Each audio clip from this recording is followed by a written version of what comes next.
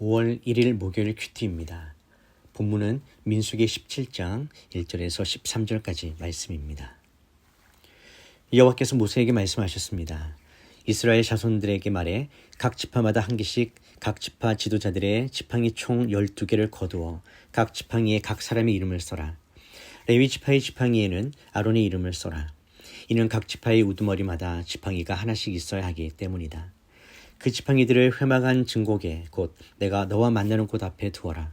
내가 선택하는 사람의 지팡이에 싹이 날 것이다. 그렇게 함으로써 이스라엘 백성들이 너에 대해 불평하는 것을 내 앞에서 잠잠하게 할 것이다. 모세가 이스라엘 자손들에게 말을 하자 그들의 지도자들이 각 지파의 지도자마다 한 개씩 총 12개의 지팡이를 모세에게 가져왔는데 아론의 지팡이도 그 지팡이들 가운데 있었습니다.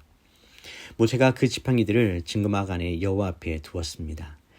이튿날 모세가 증거막 안으로 들어가서 보니 레위 집안을 대표하는 아론의 지팡이에 싹이 터 순이 나고 꽃이 피어 아몬드가 열려 있었습니다. 모세가 모든 지팡이들을 여호와 앞에서 이스라엘 자손에게로 갖고 나왔습니다. 그들이 그 지팡이들을 보고 각자 자기 것을 가져갔습니다. 여호와께서 모세에게 말씀하셨습니다. 아론의 지팡이를 증거계 앞으로 도로 가져다가 반역하는 사람들에 대한 증표로서 보관하여라. 이것으로 나에 대한 저들의 불평이 끝나게 해 그들이 죽지 않게 하여라. 모세가 여호와께서 명령하신 그대로 했습니다. 이스라엘 백성들이 모세에게 말했습니다. 우리가 죽게 됐습니다. 망하게 됐습니다. 다 망하게 됐습니다. 누구든 여호와의 성막 가까이 가는 사람은 죽을 것이니 우리가 다 죽게 되는 것 아닙니까? 아멘. 본문 요약입니다. 고라와 그 일당의 반역 이후 하나님께서는 각 지파의 지파장들에게 지팡이를 가져오게 하셨습니다. 12지팡이에 각 지파의 이름을 기록하고 레위 지파의 것에는 아론의 이름을 써서 증거막 안 언약궤 앞에 두었습니다. 하나님께서는 자신이 택한 사람의 지팡이에 싹이 나게 하실 것이라고 말씀하셨습니다. 다음 날 아론의 지팡이에서만 싹이 나고 꽃이 피고 열매까지 맺혔습니다.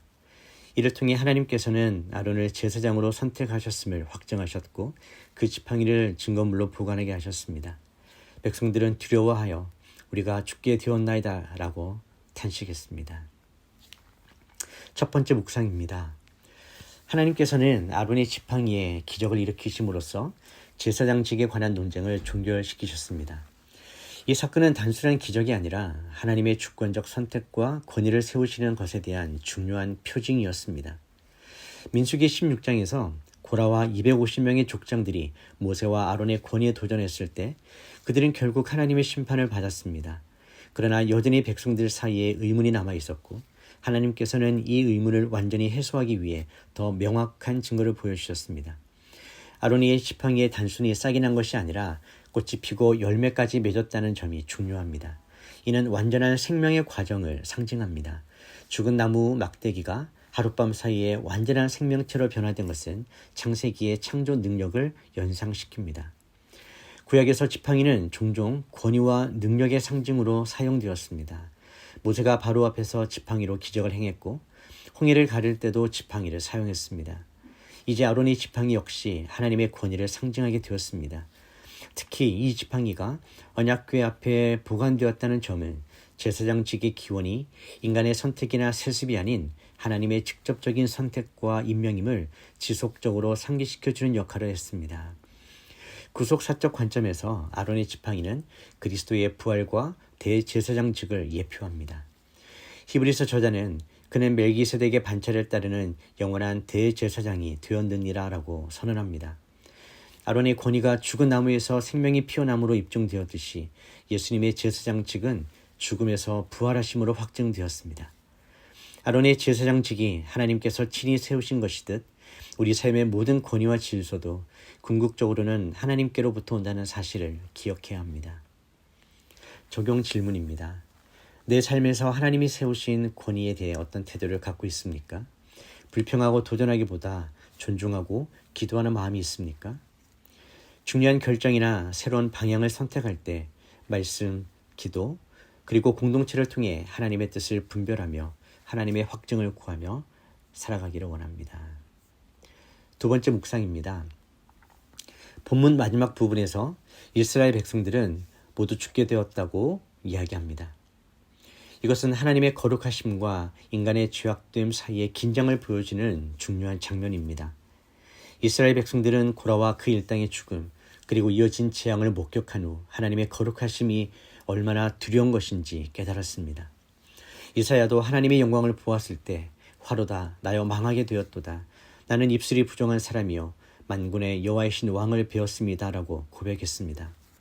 하나님의 거룩하심을 진정으로 경험할 때 우리는 자신의 죄와 부족함을 더 깊이 인식하게 됩니다.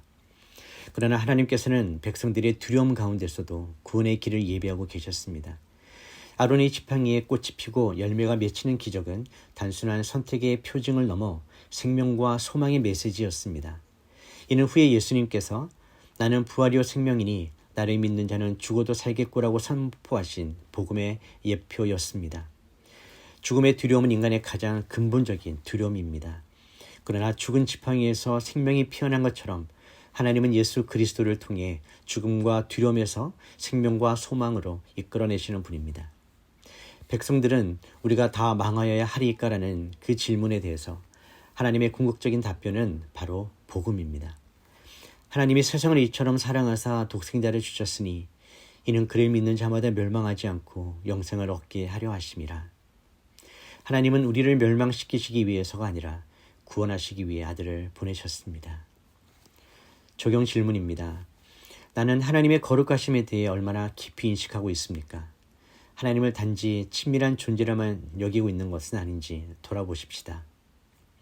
그리스도 안에서 받은 생명의 소망을 주변 사람들과 어떻게 나누고 있습니까? 오늘 만나는 사람들에게 이 생명의 메시지를 전해봅시다. 기도하겠습니다.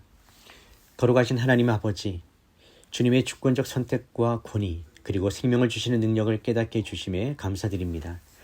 제가 교만하여 주님이 세우신 권위에 도전하지 않게 하시고 겸손히 주님의 뜻을 구하는 삶을 살게 하여 주시옵소서.